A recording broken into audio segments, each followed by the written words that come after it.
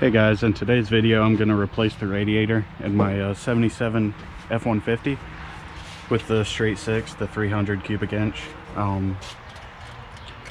We got us a leak somewhere around here, and as I'm going down the road it's wetting this whole side of the inner fender and everything. So I ordered me a new one. It's in this box over here. So I'm going to get this thing unboxed and kind of show you what I got here. Okay, so let's see what we got going here.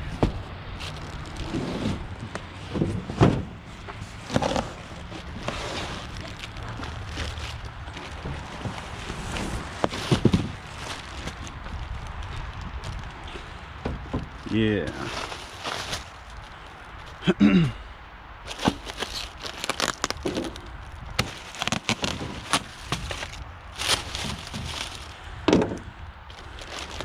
Yeah, this is a good looking radiator right here.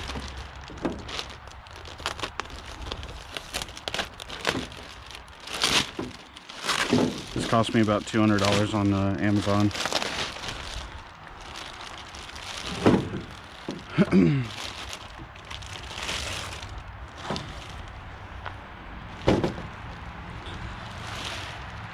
Yeah, I like that.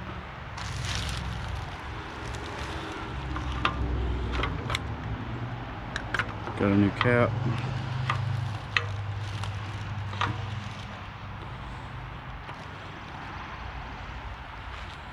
We got transmission cooler lines, but we run a manual transmission. We don't need that. Got a nice looking petcock.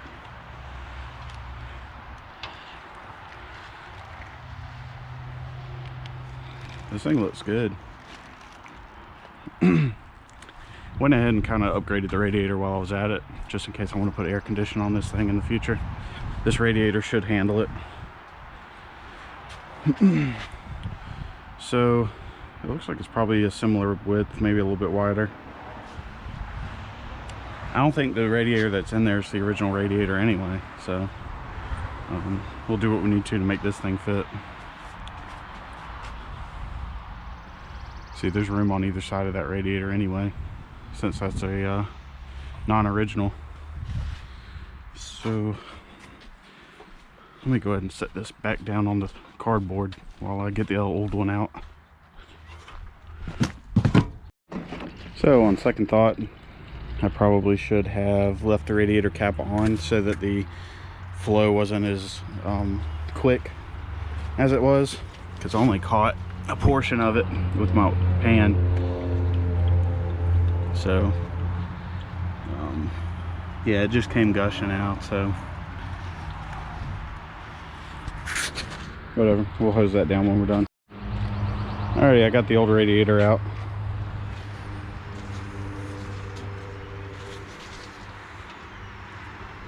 So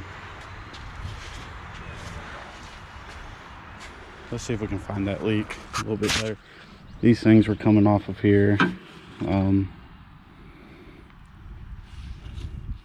Something's going on here. I don't know if that's an old repair or what that is. But this was the bottom, this was the top. I think the leak was like right in here. You can see some corrosion there. I think that was the majority of the issue, but it's just an old worn out radiator. So we're gonna put a new one in there. Oh, I might need this little piece of hose here. It's right here. Okay. Hey guys, so I just took the thermostat housing off, and this is the thermostat. I have no reason to replace this. The thing has been working, so I'm just gonna flush the system. I'm gonna get a garden hose in there and kind of shoot some water, let it drain out the bottom onto the ground, just to try to get some of that rusty mess out of there. And I'm gonna put this back in there. I think, yeah, I'm gonna put this back in there, clean it up, put a new gasket seal on there. Alright, so I'm just curious how ugly this coolant is. I've never had the thermostat out, by the way, since I've owned the truck.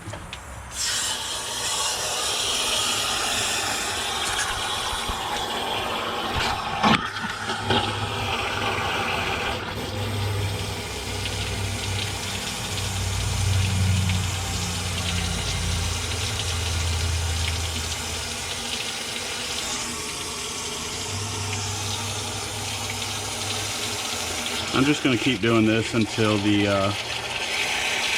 what comes out at the bottom is clear.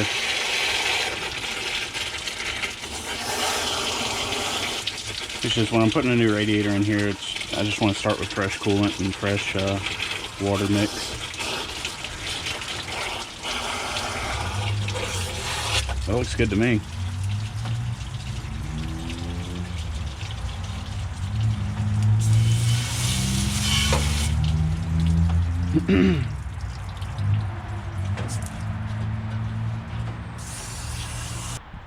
Alrighty then.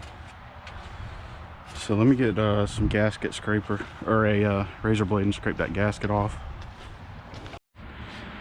So I cleaned up this surface here with a scraper, a little bit of sanding sponge, and then I hit it with a rag that had some brake clean on it. So should be good to go. I cleaned up the thermostat.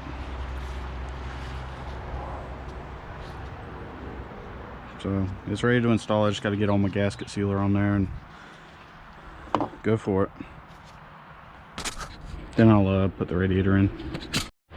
Okay, so we got the thermostat installed there, and I got the radiator installed. It took the same everything lined up from the way the old radiator was in here.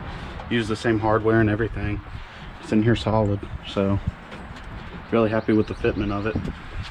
The only thing I'm concerned with now is maybe my radiator hose is the wrong size, but it's hard for me to tell. Yeah, it actually does look like it's a little bit bigger up here. So if I have to replace this radiator hose, that's not a big deal. I might actually have an extra one, but I'm really hoping the bottom one's gonna fit. So I found out my radiator hose actually was the correct size, and it just needed some more encouraging. So I got it on here. I just got to put my hose clamps on and fill her up with coolant, and we should be good to go. It's been about an hour since I did the RTV on here, so I'm going to go ahead and snug up on those a little bit extra. That's what the instructions on the tube say to do. So alrighty, I'm gonna get this thing buttoned up.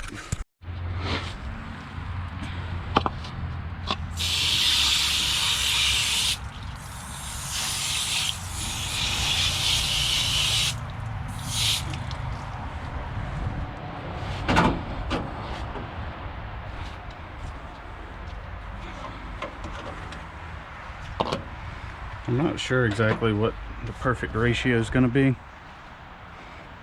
but what I'm doing here is I got half a gallon of 50-50 and then a gallon of full concentrated, and I'm thinking, actually I'm going to Google it, but I'm thinking if I add these and then top it off with water, I'll be fine. Okay, new plan. I'm going to pour this in there, and then I'm just going to keep mixing. I'm going to put the concentrate in here halfway, top it off with water, you know, mix it up, then pour it in there to try to get the best ratio instead of just kind of winging it. So that's what I'm going to do.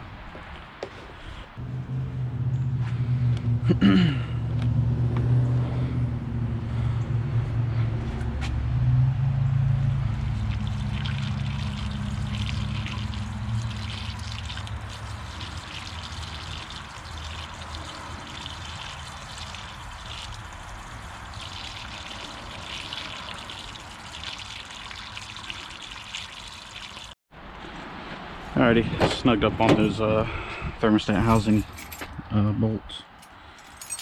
Let me go ahead and crank her up.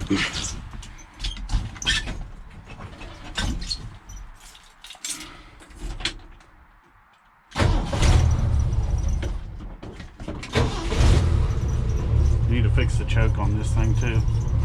Doesn't like running cold.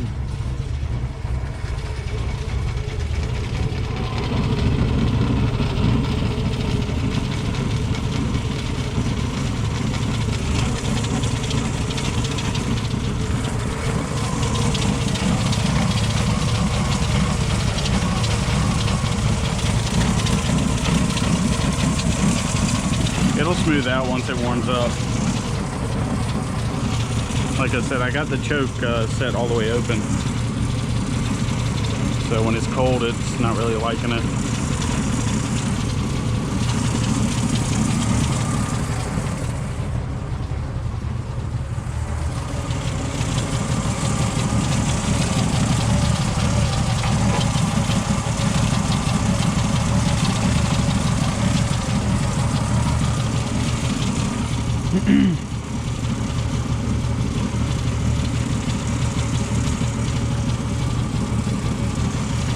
So far, no leaks.